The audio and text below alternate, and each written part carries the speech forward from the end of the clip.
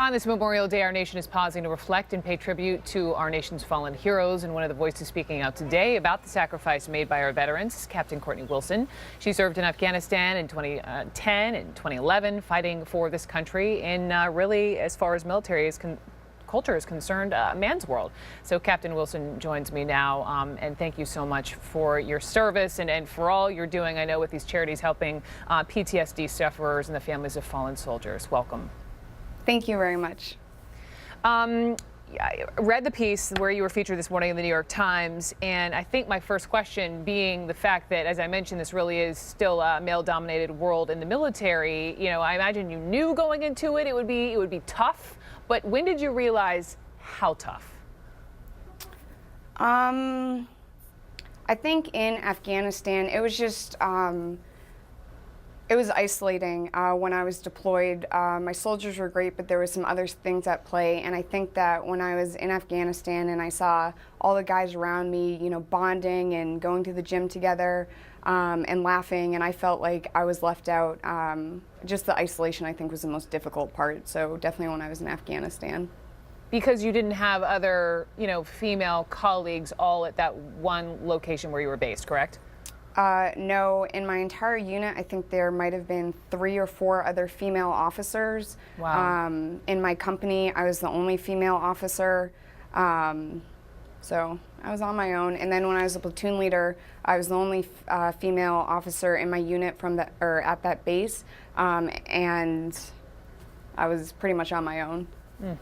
So while you were there in Afghanistan, I think this was, what, halfway through your deployment, you know, you talk about writing an email home to a friend saying you were determined not to take your own life. Why did it get so bad for you?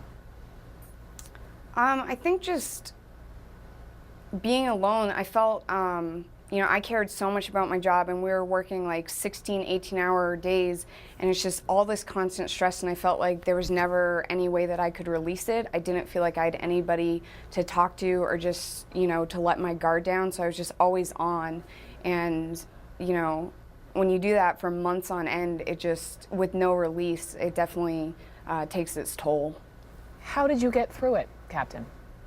I trained for a marathon and ran 3 hours a day and worked out all the time and emailed my friends and family a lot. That's what really helped carry you through. That's what helped carry you through. Wow. And you Absolutely, came back. Yeah. So Fort Hood, that's when you really sort of, as I was reading about your panic attacks and almost blinking out and not being able to breathe, it had gotten that bad for you, and you got help. And what was that help? What did that enable you to do? It absolutely gave me my life back. I am the happiest person ever now, and it's completely because the military stepped up and they gave me amazing resources. They were like, do you want biofeedback? Do you want to do yoga, meditation, therapy, cognitive behavioral therapy? Just, they threw resources at me, and I could not be happier with the service that I received. It gave me my life back. It's wonderful. That's wonderful. We know that, and we want more women to enter, you know, the forces. So I guess what would your message be to women wanting to sign up today? I would say be authentic. I think that I spent way too much time caring about what other people thought and what type of leader they wanted me to be, rather than understanding that I was competent and I was good, and to just be myself. I wish that I had been more authentic. Quickly, I know you're out now. What's next for you?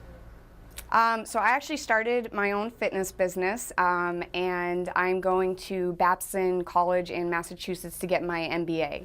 So hopefully I want to open up a nonprofit gym that focuses on young women and just getting them to understand the value of fitness and see how strong they are. And I would love for that to be led by female veterans.